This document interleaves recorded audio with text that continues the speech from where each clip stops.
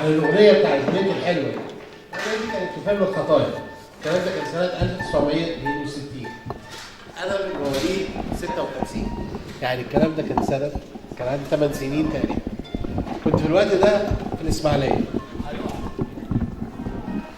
احد اصدقاء والدي كان اسمه من عيله معروفه جدا في الاسماعيليه، عيله الدرويش، اسمه يسري طربوش.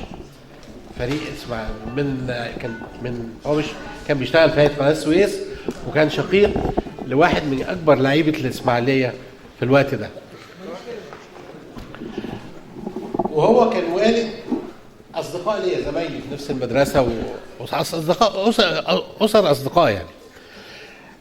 والده او زوجة الاستاذ يسري طربوش كان اسمها لولا، او يعني احنا كلنا بنده لها طنط لولا. فلما الاغنيه دي اتغنت بتاعت عبد الحليم، اغنيه الحلوه اللي غناها لنا الاستاذ علاء كرمان، فيها كوبليه بيتكرر اللازمه: لولا ضحكتها الحلوه. وطنط لولا كان فعلا ضحكتها حلوه، فكنت متخيل ان عبد الحليم وانا عندي 8 سنين بيغني الاغنيه دي للولا. على ما يخلصوا برضو وش الخير اللي بيحسسنا تملي ان الدنيا لسه بخير، عم فاروق محمد حسن عامل لنا مفاجأة جميلة جدا. هو اللي لو خدتوا بالكم يا جماعة، هو ما بيكتبش، احنا ما بنكتبش في الفقرات بتاعة البرنامج ايه هو اللي هيقدمه الاستاذ فاروق، لان هو بيبقى عايز يفاجئنا، بس هو تملي يغششني يعني. ولان حضرات البروفة عارف هو هيغني لنا ايه. واحدة من اجمل اغاني محمد فوزي.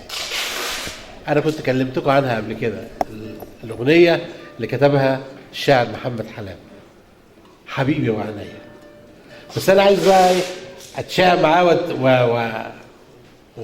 ومع علاء كمان. ليه؟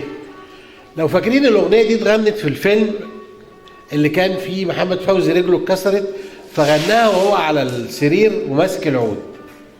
انا تملي لما بسمع الاغنيه دي، لو انتوا برضو زي حالاتنا غاويين غنى، بيبتدي الاغنيه دي فين؟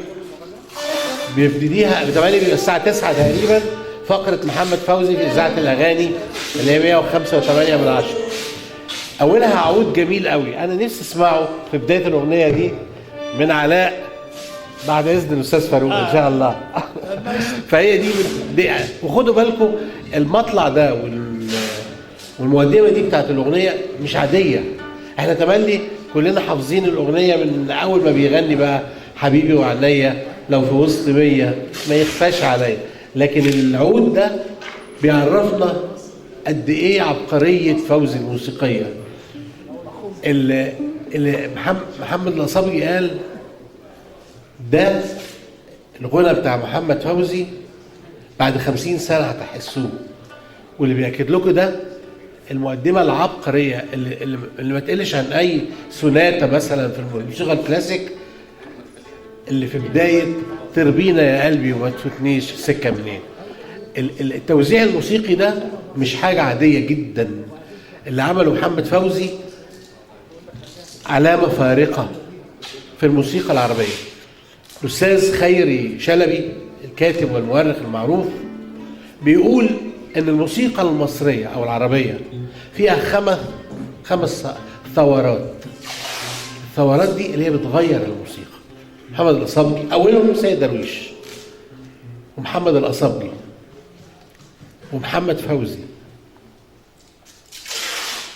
وبليغ حمدي. دول من اللي غيروا في الموسيقى العربيه.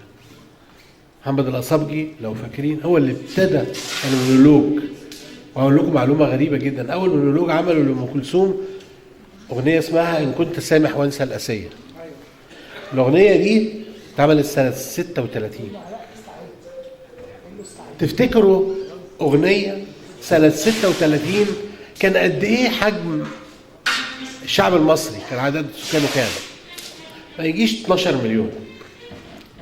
تفتكروا اغنيه اعتقد ما كانش فيه خلاص طب كويس ما كانش فيه اجهزه كتيره، كام اسطوانه باعت سنه 36؟ نص مليون اسطوانه. كان اجر محمد الأصابجي في هذا المبلغ الكبير، في العدد الكبير ده من الاسطوانات، 15 جنيه.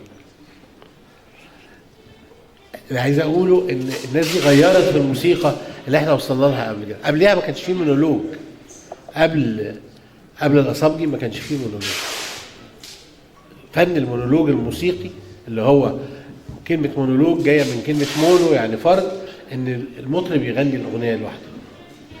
خلصتوا يا جماعة؟ عشان الناس ابتدت تزهق مني أنا.